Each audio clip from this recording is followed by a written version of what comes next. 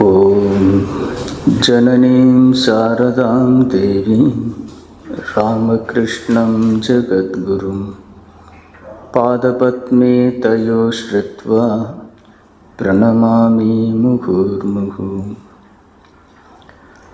அருள் தரும் உன் விஷிகள், அமுதமே உன் மொழிகள், கருணைதான் உன் வழிகள், கலைந்திடும் வரும் பழிகள்.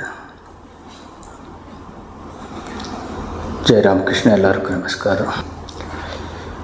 நமது கடந்த வகுப்பில் அம்மா சில கருத்துக்களை கூறியதை பார்த்தோம். குறிப்பாக கோலப்மா பற்றி சில கருத்துக்களை அம்மா கூறியிருந்தாங்க. கோலப்மா அம்மாவுக்கு எவ்வளவோ சேவை பண்ணியிருக்காங்க, உயிரை கொடுத்து சேவை பண்ணியிருக்காங்க. இருந்தாலும் தன்னை அறியாமலேயே சில ஹேபிட்டை ஃபார்ம் பண்ணிட்டாங்க. நான் அம்மாவுக்கு சேவை பண்ணுறேன், அம்மாவோட ரொம்ப க்ளோஸாக இருக்கேன் அப்படின்னு ஆரம்பித்து ஒரு கட்டத்தில் தனக்கு தெரியாமல் அங்கே எதுவுமே நடக்கக்கூடாதுங்கிற ஒரு அதிகார துவனிக்கு வந்து நின்றுட்டாங்க. அம்மாவும் எவ்வளவோ சொல்லி பார்த்தாங்க. அம்மாவுடைய குணம் என்னென்னா, ஒரு கட்டத்துக்கு மேலே வற்புறுத்த பண்ண மாட்டாங்க. சரி, டைம் கிடைக்கும்போது, நேரம் வரும்போது அவங்க கற்றுப்பாங்க, திருந்திப்பாங்க அப்படிங்கிற ஒரு இது. அப்புறம் அவங்க அந்த குணம் டெவலப் ஆனதுக்காகவே அவங்க கஷ்டப்பட வேண்டியிருந்தது. அது அம்மா அது இன்னொரு இடத்துல சொல்லுவாங்க. குருதேவருடைய வாழ்க்கையிலையும் அந்த இருதயன் ரொம்ப தொந்தரவு பண்ணதை பற்றி நம்மளே ஏற்கனவே பேசியிருந்தோம். ஒரு கட்டத்தில் குருதேவருக்கு உடம்பு முடியாமல் ஆகும்போது ஒரு கஞ்சி மட்டும் சாப்பிட்டு இருக்கிற சூழ்நிலை. அவர் வயிற்றுலெல்லாம் அவ்வளோ ஒரு புண்ணாக இருந்தது, அல்சர் வந்து. அப்போ அவர் ரொம்ப ஏளனை பண்ணுறார் குரு மகாராஜ். பாரு, நீ சும்மா ஒரு ஃபேன்சிக்காக இப்படியெல்லாம் உடம்பு முடியலன்னு சொல்லி பக்தர்களுடைய ஒரு சிம்பத்தியை, ஒரு அனுதாபத்தை கிரியேட் பண்ணுறதுக்காக நீ இப்படியெல்லாம் பண்ணுற. நான் பாரு எப்படி நல்லா சாப்பிட்றேன்னு சொல்லி அவர் சட்டியாக ரசகுல்லா வச்சுட்டு சாப்பிடுவார். பாரு அப்படின்னு சொல்லி காட்டி காட்டி சாப்பிடுவார். குருதேவர் ஒன்றும் சொல்லலை, ஒன்றும் பேசலை. கடைசியாக அவ்வளோ ரொம்ப தூரத்துக்கு பண்ணிட்டார். கடைசி குருதேவர் அம்மாக்கிட்ட வேண்டுறாரு, அம்மா ஒன்று இவனுக்கு நல்ல புத்தி கொடு, இல்லை இவனை இங்கேருந்து விலக்கிடு. நான் உன்ன நினைக்கிறதா இந்த தூய்மையான பக்தர்கள், இந்த இளைஞர்கள் எல்லாம் வர்றாங்க, அவங்களுக்கு ஒரு ஆன்மீகத்தை செல்வத்தை கொடுப்பேன்னா, இல்லை இவனுடைய திட்டு வாங்கிட்டு நான் இவனை சமாளிப்பேனா? நீ இது ரெண்டில் ஏதாவது ஒன்று பண்ணு அப்படின்னு அம்மாவுக்கு சொல்கிறேன். சொல்லி ஒரு வாரத்திலேயே ஏதோ ஒரு சூழ்நிலை காரணமாக அவரை வெளியில் அனுப்பிடுவாங்க. போக வேண்டிய கட்டாயத்தில் வந்து அம்மாவும் அதை ஞாபகப்படுத்துகிறாங்க. அப்பப்போ சொல்கிறாங்க, பாரு எதுவானாலும் கொஞ்சம் ஒரு அளவோடு நம்ம பார்க்கணும், இருக்கணும். அது எதுவானாலும் சரி, அது ஒரு கட்டத்தில் பழைய சேயிங்ஸ் மாதிரி அளவுக்கு மீறினா அமிர்தமும் நஞ்சு அந்த மாதிரி ஆகிடக்கூடாது. எனக்கு சேவை பண்ணாலும் சரி, இது ஒரு பாக்கியமாக நினச்சி நீ பண்ணிட்டு போ, குருதேவர் சேவை மாதிரி நினச்சி பண்ணிட்டு போ. நீ இல்லைன்னு எதுவுமே நடக்காது, நீ வச்சுருந்தா சட்டங்கிற மாதிரி பண்ணாது, நாளைக்கு உனக்கு சிரமம் வந்துடும் அப்படின்னு அந்த இருதய கதையோ அப்புறம் பைரவி பிராமணி கதையோ சொல்கிறாங்க. பைரவி பிராமணியும் அதே மாதிரி ஒரு கட்டத்தில் ரொம்ப குருதேவருக்கு சேவை பண்ணுறதா, ஆன்மீகத்தை கொடுக்குறதா ஒரு போக்கில் அம்மாவுக்கு நிறைய கஷ்டத்தை கொடுத்தாங்க. அது சொல்ல முடியாத கஷ்டத்தை. அது அவங்களெல்லாம் படிச்சிருக்க. ஒரு முறை அவங்க தாந்திரிக்கு அம்மா, அது ஒரு பைரவி, உண்மையான பைரவி தான். ஸோ அவங்கக்கிட்ட சில நேரத்தில் ஒரு அக்ரெசிவ் குணமும் இருக்கும். எப்படி சிவபெருமான் இருந்து அவனுடைய பூதங்கணங்களுக்கு ஒரு அக்ரெசிவும், அந்த மாதிரி பைரவிக்கு அந்த பைரவ குணம் இருந்ததுனால ரொம்ப காரமாக ஒரு ஆகாரம், அவங்களுக்கெல்லாம் காரமாக பண்ணுவாங்க. மிளகாயெல்லாம் அப்படியே கூட சாப்பிடுவாங்க. இப்போ கூட வேலூர் மட்டும் நீங்கள் போயிருந்தால் பார்த்து, இங்கே வந்தாலும் கூட சிலர் கேட்பாங்க, சாதம் இதை போட்டால் அந்த காய்ச்சலாங்க அப்படிம்பாங்க. பச்சை மிளகாய் போடுவாங்க, அதில் போட்டிருக்குன்னா இல்லை இல்லை தனியாக போடுவாங்க. ரெண்டு இங்கே ஒரு வாய் சாப்பாடு ஒரு வாய் பச்சை மிளகாய் சாப்பிட்றது பழக்கம். ஸோ இந்த மாதிரி ஒரு நாள் ரொம்ப காரமாக சமையல் பண்ணி அவன் சாப்பிட்டுட்டான். அவளுக்கு அது நல்லா இருந்தது. அப்புறம் அம்மாவை சாப்பிட வைக்கிறேன். அம்மா 2 வாய் சாப்பிட்ட உடனே வாயெல்லாம் எரியுது, வயிறெல்லாம் எரியுது. பட் ஒன்றும் சொல்கிறதுக்கு பயப்படுவாங்க. என்னை ஆல்ரெடி அம்மாவை பயமுறுத்தி வச்சுருந்தாங்க. அவள் எப்படியோ அவளுக்கு கண்ணுலேருந்து தப்பிக்க முடியாதுன்னு இருக்கிறதெல்லாம் கஷ்டப்பட்டு தண்ணி சாப்பிட்டதுக்கப்புறம் நல்லா இருந்தது தானே அப்படின்னு கேட்குறேன். அம்மா என்ன சொல்ல முடியும், காரமாக இருக்குது வெடியிலன்னு பயம். ஆமான்னு சொல்லிட்டாங்க. ஓ நல்லா இருக்குதானே, இன்னொரு கரண்டி போடுறேன். அம்மாவுக்கு 2 நாள் வயிறுலெல்லாம் புண்ணாகி போகுது. அப்படி இருந்த ஒரு அதிகார துவனியில் இருந்தவங்கள அம்மாவும் வேண்டிக்கிறாங்க. அம்மா என்னம்மா இது, ஏன் இப்படி இல்லை இது பண்ணுறாங்க, அவளுக்கு ஒன்றும் நல்ல புத்தி கூட இல்லைன்னு விளக்கிடு இது கேட்டால். அப்புறம் ஒரு 2-3 நாள்லேயே அவளும் அங்கேருந்து போக வேண்டியதாகிடுச்சு. ஸோ அந்த மாதிரி அந்த விஷயங்களை ஒரு அளவு மீறி நம்ம எதுலுமே இது பண்ணக்கூடாது அப்படிங்கிறத கோலம்மாவுக்கு அம்மா பல முறை சொன்னதை ஞாபகப்படுத்துகிறாங்க. ஸோ அது எல்லாருக்குமே பொருந்தும். குடும்பத்தில் நம்மளும் நிறைய நிகழ்ச்சியில் பார்த்தோம். ஏதோ ஒரு இடத்துல ஒரு இது வரும். ஸோ அப்புறம் ஒன்று மாமியாரோ இல்லை மருமகளோ இல்லை பையனோ இல்லை பெற்றோரோ, இது எல்லாமே இப்போ எல்லாம் முதல்ல மாமியார் மருமகனும் அதோடு நின்றுச்சு. இப்போ எல்லாமே ஈக்குவலி டாமினேஷன் வந்துடுது. அது என்ன, நான் சொல்கிற மாதிரி கேட்க மாட்டேங்கிறாங்க அப்படிங்கிற ஒரு துணியில் பேச ஆரம்பிக்குது. ஸோ அதனால் குடும்பத்தில் விரிச்சல் வருது. விரிச்சல் வர்றதில்லை, எல்லா விரிச்சலெல்லாம் வந்தாச்சு. ரொம்ப தூரத்துக்கு சொசைட்டி அந்த ஒரு விரிச்சலில் போய் நின்று இருக்குது. இதுக்கு மேலே அது இதாகிறதுக்கு முடியாத அளவுக்கு வந்து நின்றுடுச்சுன்னு நினைக்கிறேன். அது மறுபடியும் ரிவைவ் பண்ணணுன்னா இந்த திருமூருடைய கருத்துக்கள் தான், அது ஒன்று தான் அதுக்கு மருந்து. அப்படி அம்மா கூறிய அந்த கருத்துக்களை நம்ம எல்லோரும் மீண்டும் மீண்டும் அதை யோசிக்கணும், சிந்தனை பண்ணணும். கண்டிப்பாக அதுக்கான பவர் இருக்குது, அதுக்கான ஒரு அனுகிரகம் இருக்குது. அது மூலியமாக நிச்சயமாக நம்மளுடைய இண்டிவிஜுவல் லைஃப்பில் குடும்பத்தில் நல்ல மாற்றங்களை கண்டிப்பாக கொண்டு வரலாம். அதனுடைய தொடர்ச்சியாக உத்போதனம் 1912 பக்கம் 380 அம்மா அதிலிருந்து இப்போ மறுபடியும் கண்டினியூ. ஒரு முறை சுரேந்திர சக்கரவர்த்தின்னு சொல்லி அம்மாவுடைய டிசேபிள், குருதேவருடைய டிசேபிள் சுரேந்திரநாத் மித்ரா அவருக்கு கிடையாது.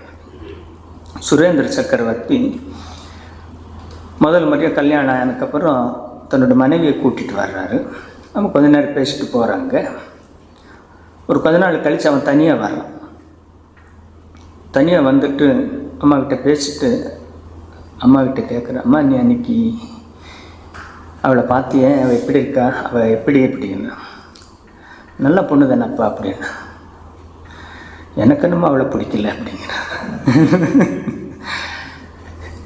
அம்மாவுக்கு உடனே கோபம் வரும். கோபம்னா என்னடா சொல்கிற நீ, இப்போல்லாம் எதுக்கெடுத்தாலும் இப்படி சொல்கிறது உங்களுக்கு வழக்கமாகி போச்சு.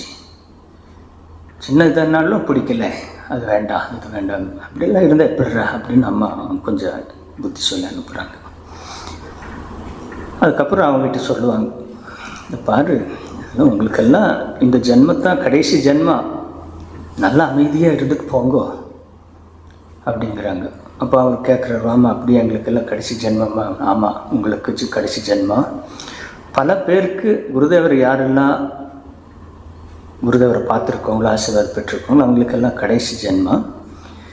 நிவேதிதா வந்து கூட என்கிட்ட சொன்னால், அம்மா நாம் ஆக்சுவலி நம்முடைய பாரதத்துக்கு சேர்ந்தவங்க தான், ஏதோ விதிவாசமாக அங்கே பிறந்திருக்கோம், அவ்வளோதான் வழியா குருதேவர்கிட்ட திருப்பி நம்ம வந்துட்டோம் அப்படின்னு சொல்லும்போது அம்மா அவளுக்கு சொல்கிறாங்க, ஆமாம்மா உங்களுக்கு இது கடைசி பிறவி அப்படின்னு அம்மா வந்து நிவேதித்துக்கு சொன்னதை அம்மாவே சொல்கிறாங்க இவங்ககிட்ட. சொல்லிட்டுக்கப்புறம் அந்த டிசைபிள் கேட்குறாரு ரூபானந்த், அம்மா நீங்கள் நிறைய பேர்கிட்ட இதுதான் உங்களுடைய கடைசி பிறவின்னு நீ சொல்லிட்டுருக்கியே அப்படின்னு என்ன அர்த்தம் அப்படிங்கிறாங்க.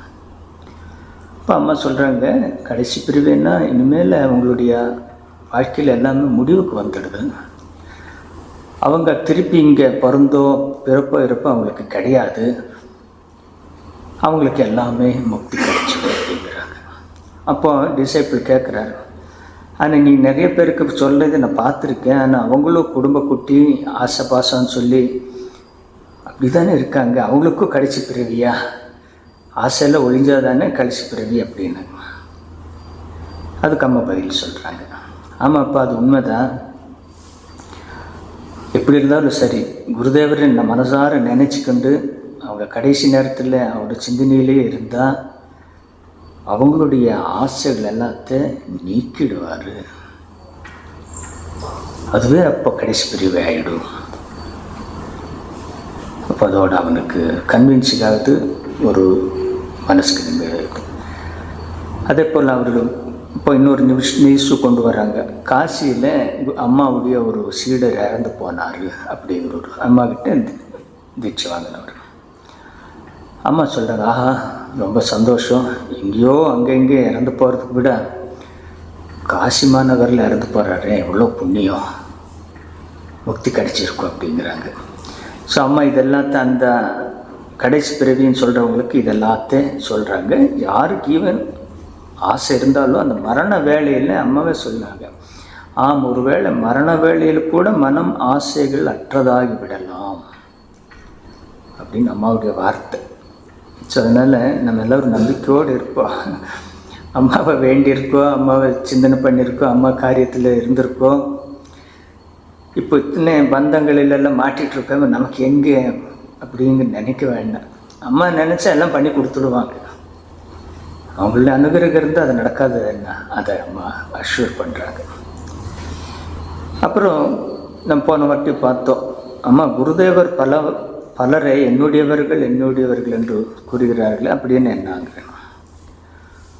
அதை நம்ம லாஸ்ட் டைம் சொல்லியிருந்தோம், அதே இதை ரிப்பீட் ஆகுது. அம்மா சொல்கிறாங்க, ஆமாப்பா ஒரு அவதாரம்னு வரும்போது அவங்களுடைய பூர்ண இதிலிருந்து ஒவ்வொருத்தரும் ஒரு அம்சங்கள் வெளியில் வந்து அவங்க கூடவே இருந்து வாழ்க்கை நடத்தி அந்த அவதார லீலையில் கலந்து கொண்டு போவாங்க அப்படின்னு சொல்லி அம்மா சொல்கிறாங்க. ஒரு மன்னர் வந்து அந்த பரிவாரமும் வறுமையிலையும் அதே போலாம் அப்படிங்கிறாங்க. நம்ம லாஸ்ட் டைம் பேசியிருந்தோம், பெருமாளுடைய அவதாரங்கள் தான் இந்த ஆழ்வார்கள் பலர் அப்படிங்கிறது நம்ம பேசியிருந்தோம், ஒவ்வொருத்தரும். ஸோ இந்த மாதிரி தான் குருதேவர் என்னுடையவர்கள் சொன்னால் அவங்களும் உடம்புல இருந்து தான் அவங்க பிறந்திருக்காங்க, ஒவ்வொருத்தரும் ஒரு அங்கமாக வந்திருக்காங்க. அதுவே அவதாரங்கள் வரும்போது இதெல்லாம் எப்போதுமே நிகழ்ச்சி உண்டு அப்படின்னு சொல்லிட்டு அம்மா சொல்கிறாங்க, இப்போ நான் கூட ஜெயராம்பேடிக்கு போனால் என் கூட 20 பேரை கூப்பிட்டு போக மாட்டேன்னா என்ன, என் கூட பெரிய ஒரு கூட்டமே இருக்குமே அப்படின்னா அம்மா அதையும் சொல்கிறாங்க. அதே போல் தான் இருக்கும் அப்படிங்கிறாங்க. பட்டு அவதாரங்களில் குருதேவர் வந்தவங்களோட வேறு, ராமர் கிருஷ்ணரோடு வந்தவங்க வேறு, அம்மாவோடு இருக்கிற கூட்டம் ஒரு வித்தியாசமான கூட்டம். நமக்கெல்லாம் தெரியும் அது ஒரு பைத்திய கூட்டம். அம்மா அந்த பைத்திய கூட்டமும் அந்த அவதாரத்துடைய ஒரு காரியத்துக்காக வந்திருக்காங்க. அந்த ராது அம்மாவுக்கு எவ்வளோ கஷ்டங்கள் எல்லாம் கொடுத்தாங்க, எல்லாம் நமக்கு தெரியும். குருதேவர் வந்து அவருடைய மறைவுக்கு அப்புறம் அம்மா உடலை விட்டுணுன்னு நினைக்கும் போது, இல்லை நீ பண்ண வேண்டிய காரியம் நிறைய இருக்குது அப்படின்னு, நான் எதை பற்றி கொண்டு நீங்கள் வாழ்கிறது, நீங்கள் தான் போயிட்டீங்களே என்பது அப்போ இந்த பெண்ணை காட்டுறாரு. இது மகாமாயை, இவ்வளோ பிடிச்சி கொண்டு நீ வாழ், இந்த உலகத்தில் உன் உடலை வச்சுக்கணும். அம்மாவுக்கு தெரியும், இருந்தாலும் ஹியூமன் ஆஸ்பெக்டில் அப்பப்போ அந்த கஷ்டம் வரும்போது இது என்ன அப்படிங்கிறாங்க. கடைசியாக அந்த ராதுக்கும் அது நல்லா தெரியும். she has come to play that role.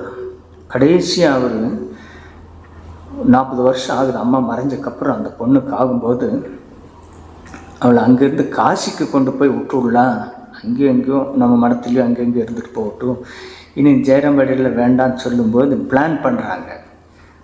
அவள் காசி வரைக்கும் போயிட்டு திரும்பி வரும்போது என்ன பண்ணுறான்னா, என்னை விட்டுட்டு போகிறதா நினைக்க வேண்டாம், எனக்கு எல்லாமே தெரியும், நான் மகா மாயை எனக்கு தெரியும், நான் திரும்பி அங்கே தான் போவேங்கிறாங்க. ஸோ எல்லாருக்கும் ஷாக் ஆகிடுது. அவளுக்கு தெரியும் அவர் அந்த ரோல் பண்ணுறதுக்காக தான் ஜென்மம் எடுத்து வந்திருக்காங்கிறது. ஸோ அந்த அவதாரங்கள் வரும்போது அது எல்லாருமே அதனுடைய ரோலுக்காக வர்றாங்க, பூர்ணமாக முடிச்சுட்டு போகிறாங்க, நமக்கு ஒரு மெசேஜ் செய்தியை கொடுத்துட்டு போகிறாங்க. இந்த கட்டத்தில் இப்படியெல்லாம் வந்தால் இதுக்கு தீர்வு, இதுக்கு இந்தமான பிரார்த்தனை இப்படி நம்ம வாழ்க்கையில் அமைச்சு கொடுக்கணும். பகவானுடைய பிரார்த்தனைப்படி நம்ம பகவான் வேண்டிக்கிட்டு இந்த பாதையில் நம்ம பயணிக்கணுங்கிறதுக்காக வாழ்ந்து காட்டுட்டு போகிறது தான் அவதாரங்களுடைய லீலை. ஸோ அம்மா அதுக்கு சொல்கிறாங்க, நான் ஜெயராம்பாடி போகும்போது என் பின்னால் இத்தனை கூட்டம் வருது, நீ பார்க்கலையா அப்படிங்கிறாங்க. இந்த சீடர் சொல்கிறாரு, அம்மா ஏதாவது நம்ம இவ்வளோ தூரம் ஜபத்தியானம் எல்லாம் பண்ணுறோமே, நேரடியாக ஏதாவது ஒரு காட்சி கிடைக்குதோ இல்லை வேறு ஏதாவது ஒரு அனுபவம் கிடைக்கலன்னா நம்மளால் எப்படி அதை தொடர்ந்து அந்த சாதனை பண்ணிகிட்ருக்க முடியும் அப்படின்னு கேட்குறாங்க. அம்மாவை இனிஷியலாக, ஆமாப்பா நீ சொல்கிறது உண்மைதான், இறை அனுபூதி பெறாவிட்டால் நமக்கு என்ன பயன், அது கிடைக்கலன்னா நமக்கு ஒரு ஓல்டு இல்லாமல் போய்டும், ஏதோ மெக்கானிக்காக பண்ண மாதிரி இருக்குமே. உண்மைதாப்பா, பகவான்கிட்ட தான் நம்ம பிரார்த்தனை பண்ணணும், ஆனால் நம்ம தொடர்ந்து பண்ணிகிட்ருக்கோன்னா ஏதோ ஒரு அனுபூதி இருக்கிறதுனால தான் பண்ணுறோங்கிறது நினச்சிக்கோ அப்படிங்கிறார். இப்போ நம்ம மனசில் சில நேரங்களில் கொஞ்சம் ட்ரை டேஸ் வந்தாலும் வரலாம், ஏதோ நம்ம பண்ணிகிட்ருக்கோம், ரொட்டீனாக வர்றோம், அது பண்ணுறோம், ஜபதான் பண்ணுறோம், பட் குறிப்பிட்ட அளவுக்கு நமக்கு ஏதாவது ஒரு மாற்றமோ இல்லை நம்ம நினச்ச மாதிரி ஒரு பிரார்த்தனைக்கு பலனோ கிடைக்கலேங்கிற எண்ணம் எப்போவாவது வரலாம், எல்லாருக்கும் வரணும்னு இல்லை. அதுக்கு அம்மாவுடைய இது இருந்தாலும் நம்ம பிரார்த்தனை நம்ம விடுறதில்லை.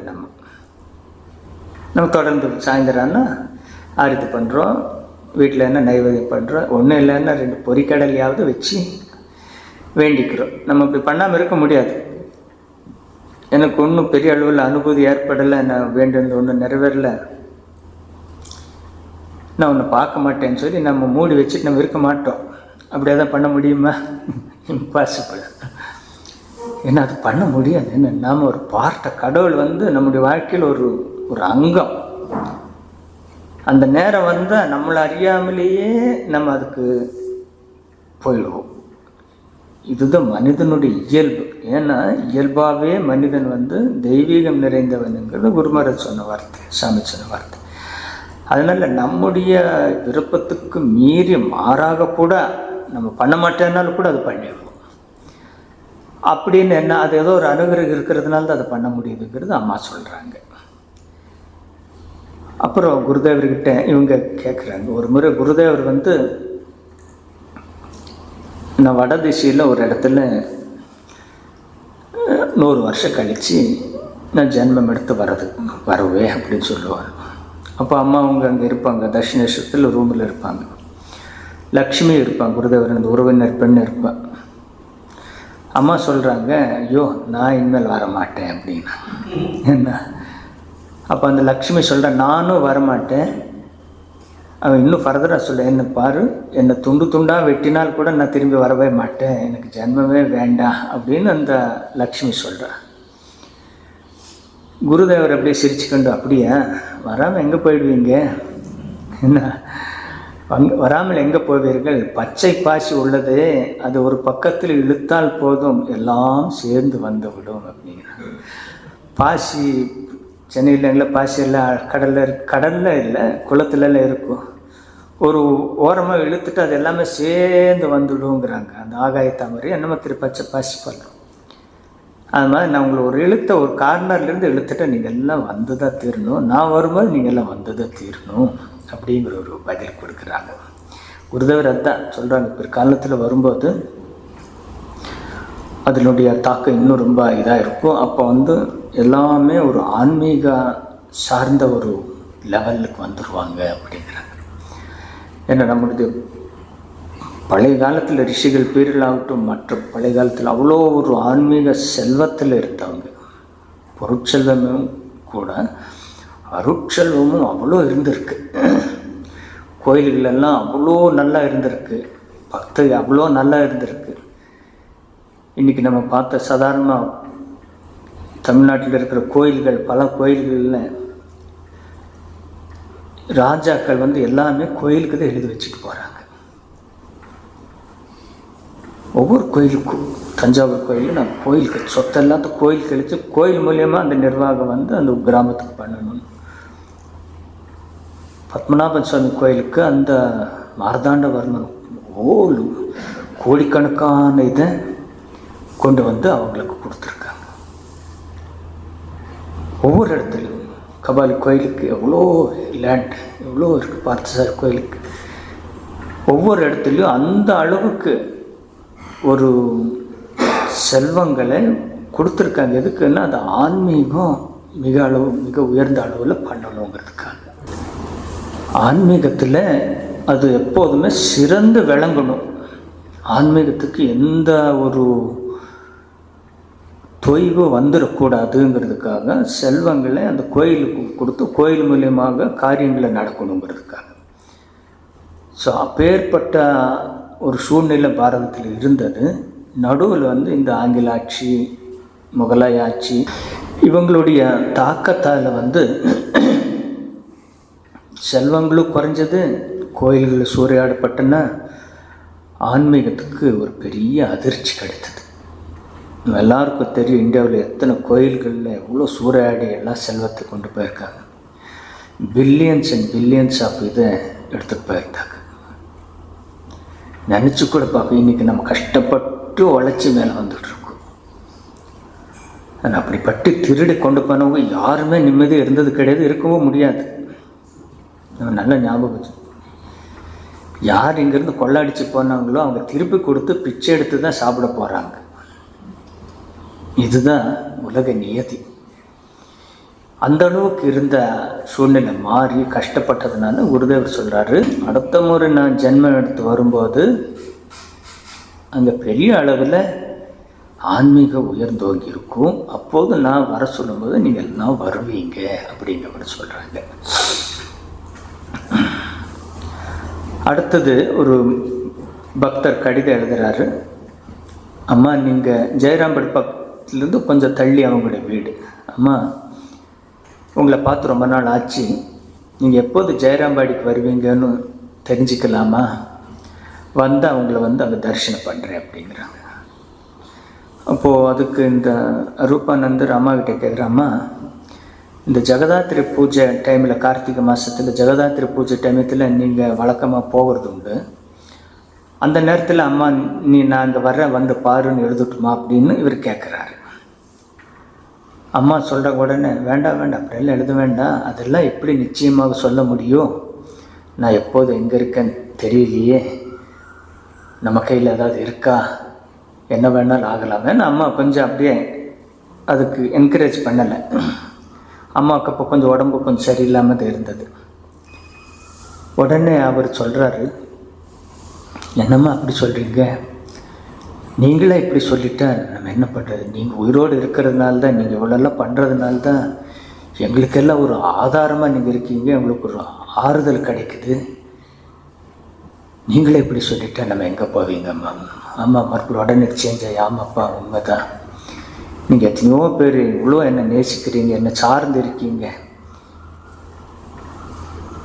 நான் அப்படி சொல்லியிருக்கக்கூடாது தான், ஒரு நம்பிக்கையோடு நீ எழுது அப்படின்னு சொல்லிட்டு அம்மா கண்ணீர் விடுறாங்க.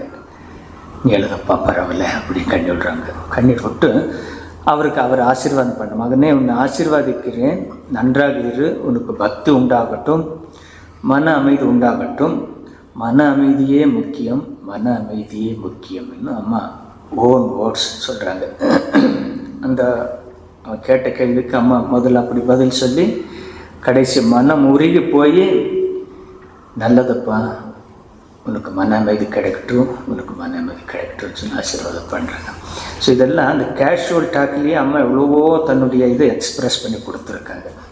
அப்புறம் சொல்கிறாங்க, கஷ்ட காலத்தில் பகவான் கை கொடுக்காவிட்டால், காட்சி அளிக்காவிட்டால் மனிதன் எங்கே போவான் பாப்பா? உண்மையிலேயே பகவானோட துணை தானப்பா நமக்கு உண்மை அப்படின்னு அம்மா ஃபர்தராக சொல்கிறாங்க. அது உண்மைதான். அவன் சொல்கிறான், அந்த டிவோட்டி சொல்கிறாம்மா, கஷ்டத்தை விளக்கும்னு கூட நம்ம கேட்கலை. நிறைய டிவோட்டிஸ் கேட்குறாங்க, லெட்டரில் எழுதுகிறாங்க, அது அம்மாவுக்கு டெய்லி படித்து காட்டுறாரு. கஷ்டத்தை நீக்குன்னு கூட கேட்கல, கஷ்ட காலத்தில் எங்களுக்கு ஆறுதல் சொல்கிறதுக்காக நீ வரணும், யார் மூலியமாவது எங்களுக்கு ஒரு ஆறுதல் வேணும், பயப்படாதன்னு சொல்கிறதுக்கு ஒரு ஆள் வேணும். அது கூட கிடைக்கலன்னா நம்ம எங்கே போய் நிற்போம் அப்படின்னு இந்த டிவோட்டிஸ் எழுதுறது அம்மா சொல்கிறாங்க. ஆமாப்பா, அது உண்மைதான். எவ்வளோ பெரிய இது பாரு. நம்ம நார்மலாக நமக்கு கஷ்டமே வரக்கூடாதுங்கிறத அது ஒரு வேண்டுதல் இருக்கும். ஒவ்வொருத்தருக்கும் ஏதோ ஒரு லெவலில் ஒரு கஷ்டம் இருக்கும். ஃபஸ்ட்டு நம்ம என்ன பண்ணுறோம், முதல்ல எங்கே போனாலும் அம்மா கிட்டாகோ அப்பா கிட்டாகோ கபாலி கிட்டாகோ யார் நேச்சுரல் கஷ்டத்தை நீக்கு. அது என்ன கஷ்டம், அவங்களுடைய லெவலில் ஒரு கஷ்டம். அடுத்தது என்ன பண்ணுவோம், சில நல்லதை கொடுப்போம்னு சொல்லி. இது ஆல்வேஸ் இது மனிதனுடைய ஒரு இயல்பான எதிர்பார்ப்பு. ஒரு இறைவன்கிட்டயோ இல்லை ஒரு சான்றோர்கிட்டையோ இயல்பாக எதிர்பார்ப்பது. இப்போ இல்லை பெரிய ஒரு சாமிஜி வந்தால் கூட நம்ம என்னென்னு வேண்டுவோம், மனசுக்குள்ளே குழந்தைங்க என்னென்ன பாஸ் பண்ணணும்னு வேண்டும், நல்ல மார்க் வாங்கணும்னு வேண்டும்.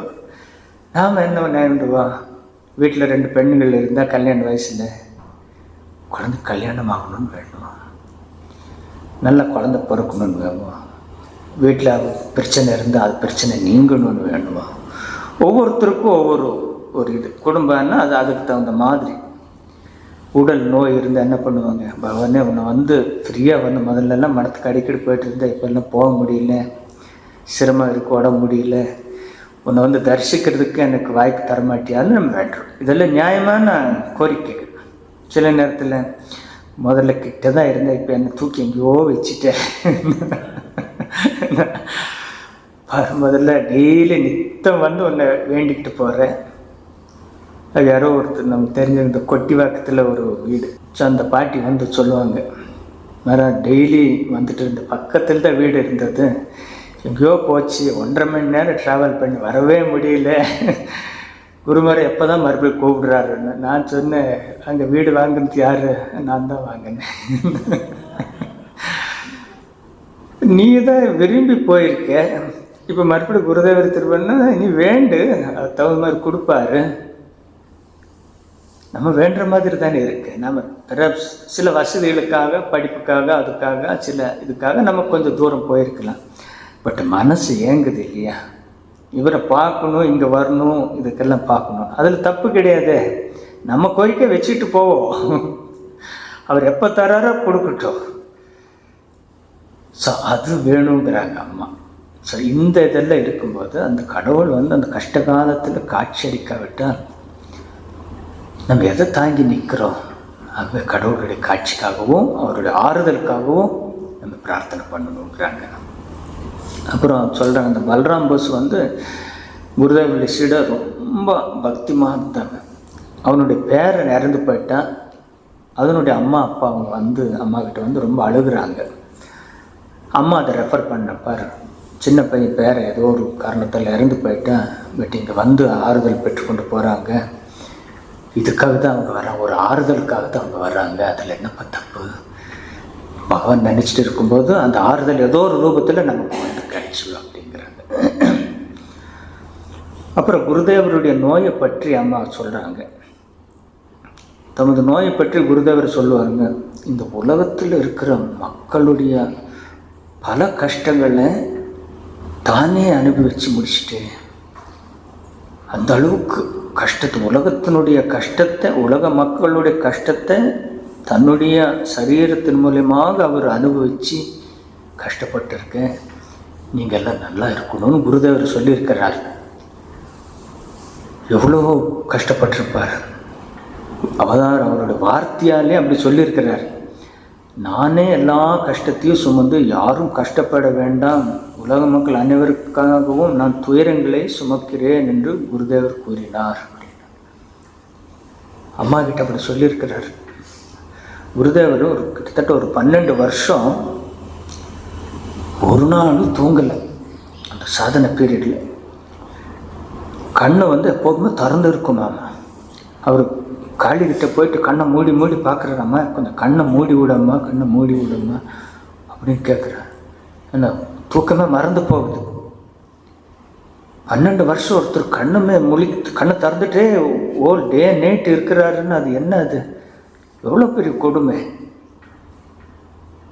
அப்புறம் அவருக்கு மற்ற கேன்சர் வந்தது கடைசியாக தான் வந்தது. அதுக்கு முன்னால் அவர் நல்ல ஒரு உயரமாக அவருடைய பழைய ஃபோட்டோலாம் பார்த்து நல்ல ஆரோக்கியமாக இருந்தவர். ஒரு கட்டத்தில் கஞ்சி கூட சாப்பிட முடியாத அளவுக்கு இருந்தது. எது சாப்பிட்டாலும் வாந்தி, எது சாப்பிட்டாலும் வயிற்றுப்போக்கு. அம்மாவும் அதை பார்த்துருக்காங்க. குருதேவர் அவ்வளோ வயிற்றுப்போக்காக இருந்த கடைசி காலத்தில் அதுக்காக பிரார்த்தனை பண்ணுறதுக்காக தாரகேஸ்வரர் கோயில் போகிறாங்க. அங்கே அந்த சிவபெருமானும் அனுகிரகம் பண்ண மாட்டேன்றார். அவர் வந்த காரியம் இன்னும் கொஞ்ச நாளில் முடியுது, நீ வேண்டிக்கிட்டு இருந்தா எப்படி அப்படின்னு அனுகிரகம் பண்ண மாட்டார். அது குருதேவர் தெரியும். அது இல்லாமல் உடம்பு முழுக்க அந்த ஆன்மீக சாதனையால் அவ்வளவு சூடு. குருதேவர் அமுதமொழிகளே வருது. அவர் அப்படியே துணி போத்திட்டு படுத்திருப்பார் நம்ம தரையில். அது 1 மணி நேரம் கழித்து அங்கேருந்து எந்திரிச்சு போனால் அந்த தரை ரெட்டு கலராக செங்கலாக மாறிவிடுமா, மண். அவர் படுத்த முதுகெல்லாம் படுத்த இடம் அந்த ஏரியா இந்த செங்கல் சூளையில் சாதாரண மண் அந்த நெருப்பினால் ரெட்டு கலராக மாறும். குருதேவர் படுத்த இடத்துல அந்த அளவுக்கு ரெட்டாக செங்கலாக மாறும். அந்த அளவுக்கு சூடு அதுங்க இறங்கிடுதாம, யாரும் தொடவே முடியாதாம. அப்படின்னு எந்த மாதிரியெல்லாம் சாதனைலாம் பண்ணியிருக்கிறார், எவ்வளோ கஷ்டப்பட்டுருக்கிறார். யாருக்காக குருதேவர் சொல்கிறார், உலக மக்களுக்காக பண்ணியிருக்கேன். கடைசியாக அதுக்கும் ஒரு மருந்து வருது. சந்தனத்தை சைத்தன்யர் தேவருக்கும் அப்படி ஒரு சூழ்நிலை வந்தபோது சந்தனத்தை அரைச்சி உடம்புலெல்லாம் பூசி நாள் கணக்காக அப்படியெல்லாம் பண்ணி தண்ணிக்குள்ளே கங்கைக்குள்ளே வச்சுருக்கும்போது அந்த நாள் படப்பட அந்த சூடு குறைஞ்சிக்கிறது. இந்த அளவுக்கெல்லாம் ஏன் கஷ்டம் அப்படின்னா குருதேவர் சொல்கிறார், இந்த உலக மக்களுடைய நன்மைக்காக இந்த சரீரத்தின் மூலியமாக நான் பண்ணியிருக்கேன் அப்படின்னு அம்மாவுக்கு சொல்கிறாங்க. இன்னொன்று நமக்கு அம்மா சொல்கிறாங்க, எதை எதை நம்ம அனுபவிக்கணுமோ கஷ்டங்களை இந்த பூமியில் தான் நம்மளால் அனுபவித்து தீர்க்க முடியும் அப்படிங்கிறாங்க. வேறு எந்த லோகத்துக்கு போனாலும் நம்ம இது பண்ண முடியும். கர்ம வினைகளை இங்கேவே இது பண்ணிடணும் அப்படிங்கிறது அம்மாவுடைய ஒரு கூற்று. அப்புறம் மறுபடியும் இந்த அம்மாவுடைய குடும்பத்தினருடைய பிரச்சனை தான் மறுபடியும் வருது. லெட்ரு வருது ஃபேமிலியிலேருந்து. அந்த காளி மாமா எழுதுகிறாரு, அவங்களுக்கு 2-3 தம்பிங்க ஏதோ ஒரு பிரச்சனை பண்ணிக்கிட்டே இருப்பாங்க. சின்ன இடம் அதுக்கு போய் அடிச்சுக்கிட்டு திட்டிக்கிட்டு மீண்டும் மீண்டும் அம்மாக்கிட்ட பிரச்சனை கொண்டு வருவாங்க. இப்போ மறுபடியும் எழுதியிருக்காங்க, அம்மா வீட்டில் ரொம்ப பிரச்சனை, நீ உடனே எதாவது பண்ணி ஆகணும், இவ்வளோ பணம் இருந்தால் அதை நம்ம எல்லாம் ஷேர் பண்ணி அதை முடிச்சுடுவோம், நீ ஏதோ வழிகாட்டுன்னு லெட்டர் எழுதுகிறாங்க. ஏதோ அம்மா பணம் மர வச்சுருக்காங்க, இவ எப்போ கேட்டாலும் கொஞ்சம் அப்படியே பறித்து கொடுத்துட்றாங்கங்கிற மாதிரி அம்மா சொல்கிறாங்க. அப்போது அந்த லெட்டரை படிச்சுட்டு அந்த சீடர் சொல்கிறாம்மா, ஏம்மா இவங்க இப்படியே இருக்காங்க, நீங்கள் அவளுக்கு எதாவது பண்ணிவிடக்கூடாது, கொஞ்சம் செல்வத்தை கொடுக்கலாமே, வேண்டதை கொடுக்கணுன்னு கொடுக்கறது பற்றி இல்லைப்பா, அவங்க அதில் திருப்தி ஆவாங்கன்னு சொன்னீங்க, எது கிடைச்சாலும் அதை தாண்டி மறுபடியும் கேட்டுகிட்டே இருப்பாங்க, அவங்க இந்த ஜென்மத்தில் அவங்க மாற மாட்டாங்க. அம்மாவுடைய சொந்த தம்பிமார்களே அப்படி ஒரு சூழ்நிலைன்னா நம்ம சாதாரண மக்களுக்கு இந்த ஆசாபாசங்கள்ங்கிறது இயல்பாகவே வரலாம். அன்லஸ் பகவானுடைய கிருப்பை கிடைக்கலன்னா திரும்ப திரும்ப இதுலேயே தான் எனக்கு என்ன கிடைக்கும், நான் இதை கொடுத்தா எனக்கு எது கிடைக்கும், இந்த கால்குலேஷனில் போயிட்டுருக்கும்போது அம்மா பட்டுப்படாமல் சொல்கிறாங்க. அம்மா சொல்லி நான் பண்ணுறது பற்றி இல்லைம்மா சொல்லிவிட்டு அம்மா இன்னொரு அக்கேஷன் சொல்கிறாங்க, பாரு ஒரு முறை இந்த காமார் புகரில் எல்லாம் எவ்வளோ நல்லதெல்லாம் பண்ணணும்னு சொல்லி யாரோ கேட்கும்போது குருதேவர் நான் இந்த காமார் புகரையே பொன்மயமாக மாற்ற முடியும், பட் அதனால் என்ன பயன், பகவான் சிந்தனையை அவங்க பிடிப்பு இல்லைன்னா அதுவும் அழிஞ்சு போகுமே. பொன்மயமாகவே மாற்றி கொடுக்க முடியுங்கிறார் காமார் புகரி. பட் இருந்தாலும் அதனுடைய வேல்யூ தெரியாமல் அதனுடைய பகவான் சிந்தனைகள் இல்லைன்னா அது இன்றைக்கெல்லாம் நாளைக்கு அழிஞ்சு போயிடுமே. அவங்க அதெல்லாம் உருக்கி விற்று ஏதாவது பண்ணிடுவாங்க. ஃபஸ்ட்டு அவங்களுக்கு அந்த ஆன்மீக செல்வத்தை கொடுக்கலாம், அப்புறமா மற்ற செல்வம் எல்லாம் நிலைச்சி இருக்குங்கிறாரு. ஸோ அந்த இதை அவர் சொல்கிறாங்க. அப்புறம் ஒரு கொஸ்டின் வருது. யாரோ ஒருத்தர் சொல்லியிருக்காங்க, எழுதியிருக்காங்க, அம்மா ராமகிருஷ்ண இயக்கத்தில் துறவிகள் எல்லாம் சேவாசிரமங்களிலும் ஆஸ்பத்திரிகளிலும் டே நைட்டு வேலை பண்ணிகிட்டே இருக்காங்க. குருதேவரெல்லாம் இது பற்றியெல்லாம் இப்படியெல்லாம் ஒன்றும் சொல்லலையே. ஏதாவது வேலை பண்ணணுன்னா பூஜை பண்ணலாம், அது பண்ணலாம், இந்த மாதிரி பண்ணலாமே. இது என்ன இப்படி போய் ரிலீஃப் பண்ணுறேன், சேவை பண்ணுறேன், அங்கே பண்ணுறேன்னு இப்படியெல்லாம் பண்ணுறாங்க. இது எந்த விதத்தில் நியாயம்னு யாரோ எழுதியிருக்காங்க. இது எந்த விதத்தில் நியாயமா இல்லையா?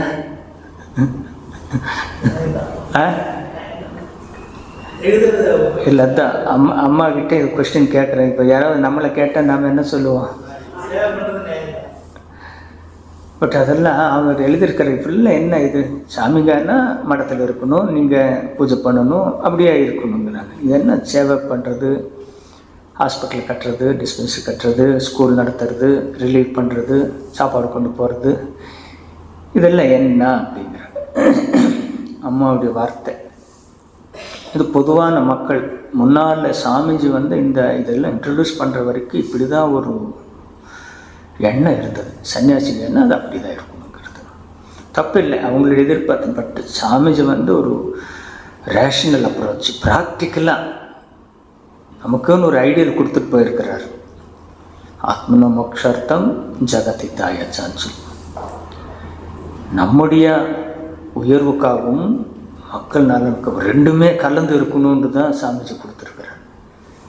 அதனால தான் இன்றைக்கி அந்த காலத்தில் ஆரம்பித்த பல ஆர்கனைசேஷன் எல்லாம் சுருங்கி போய் கிடக்குது.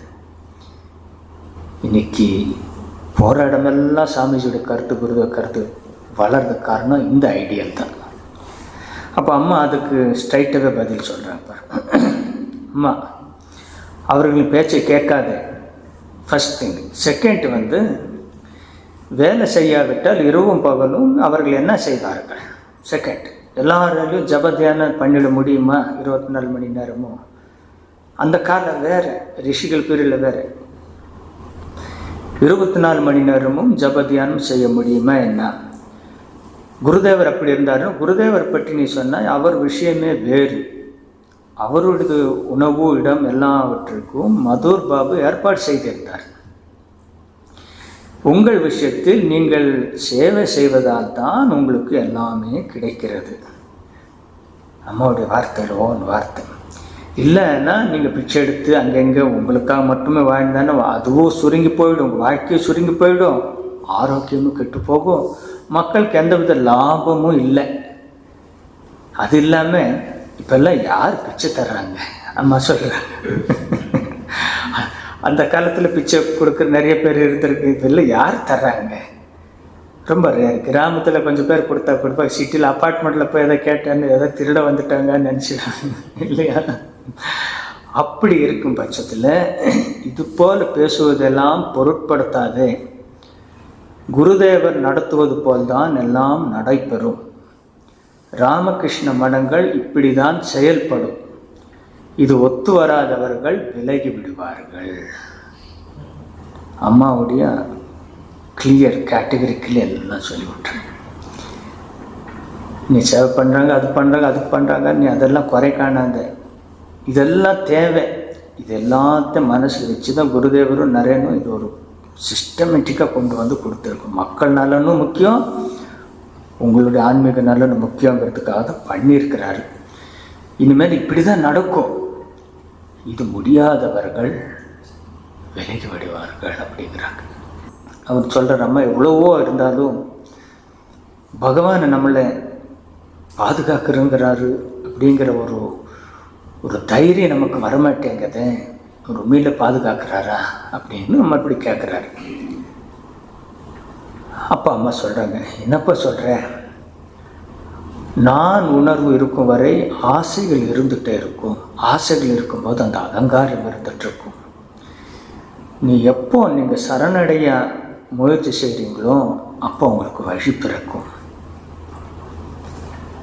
அப்படி அவரை முழுசாக நீங்கள் சரணடையும் போது யாரெல்லாம் அவரே அது சொல்லுவாங்க, அம்மா பாருங்க, அவரிடம் அனைத்தையும் சமர்ப்பித்து வாழ வேண்டும். அப்படி செய்யும்போது அவர் நம்மளை நிச்சயமாக காப்பார். அப்படி காக்கலைன்னா இது அவருக்கே பெரிய அவமானமும் ஆகும், பாவமும் ஆகுங்கிறாங்க. அது குருதேவருக்கெல்லாமே பெரும் பாவம் அப்படின்னு சொல்கிறாங்க. பாருங்க, பேஜ் 393 சொல்கிறாங்க. உண்மையாக நம்ம சரணடைஞ்சிட்டு அதுக்கப்புறம் அவர் நம்மளை காக்கலைன்னா அது அவருக்கு பாவம், அவருக்கு கெட்ட பேர். அப்புறம் அவர் பண்ண மாட்டார். ஸோ நமக்கு தேவை என்ன, முழு மனதோடு சரணடையணும், நம்பிக்கையோடு சரணடையணும். எதுவானாலும் ஒரு மாதிரி பார்த்துப்பாரு, நல்லதோ கெட்டதோ நல்வழிப்படுத்துங்கோ அப்படின்னு சொல்லி ஒரே உறுதியான பிரார்த்தனையோடு இருந்துட்டால் கண்டிப்பாக பண்ணுவார். அதை பண்ணலைன்னு அது அவருக்கு பாவம், அவருக்கு கெட்ட பேர், நீ பயப்படாதேன்னு சொல்லி ஒரு அஷூரன்ஸ் கொடுக்குறாங்க. ஸோ நம்ம எல்லாருமே அவரை நாடி வந்திருக்கோம், அவரை தேடி வந்திருக்கோம். நிச்சயமாக அவர் இருக்கிறாருங்கிற நம்பிக்கையில் தான் வந்திருக்கோம், இல்லைன்னு நம்ம வரவே மாட்டோம். ஏன்னா எத்தனையோ கோடி மக்கள் இருக்கும்போது அவர் பாதத்தில் வந்து அவர் சிந்தனையில் வாழ்கிறதுக்கு எத்தனை பேருக்கு பாக்கி கிடச்சிருக்கு. அது பலரெல்லாம் காலகாலமாக 10 வருஷம் 20 வருஷம் 50 வருஷம்னு சொல்லி அவருடைய பாதத்திலே நம்ம இருக்கோம். நிறைய பேர் புதுசாக வந்திருந்தாலும் இது அவருடைய அனுகிரகம் இல்லைன்னு இதெல்லாம் சாத்தியமாகுமே என்ன, நிச்சயமே இல்லை. அப்படி ஒரு சூழ்நிலை நமக்கு வாய்த்திருக்கும்போது நமக்கு தேவை இன்னும் கொஞ்சம் நம்பிக்கை, இன்னும் கொஞ்சம் ஸ்ரத்தையோட, தேவா நீ இருக்கிறது எங்களுக்கு தெரியும், நீ தான் வழி நடத்துகிற, எங்களை காப்பாற்றணும், இருந்தாலும் உன்னுடைய சாநித்தியத்தை அப்பப்போ ஏதாவது ரூபத்தில் காட்டு அப்படிங்கிற இந்த பிரார்த்தனை மட்டும் நம்ம செய்யணும். அப்படி பண்ணால் கண்டிப்பாக பாதுகாப்பாருன்னு அம்மா சொல்லியிருக்காங்க. நம்ம எல்லாருக்குமே அபயம் கொடுத்து அவங்க நம்ம காப்பாற்றுற நம்பிக்கையோடு இன்றைக்கு நிறைவு செய்வோம். மீண்டும் சந்திப்போம். ஓம் சாந்தி சாந்தி சாந்தி. ஹரி ஓம் தத்சத். ஸ்ரீராமகிருஷ்ணார்ப்பணமஸ்து.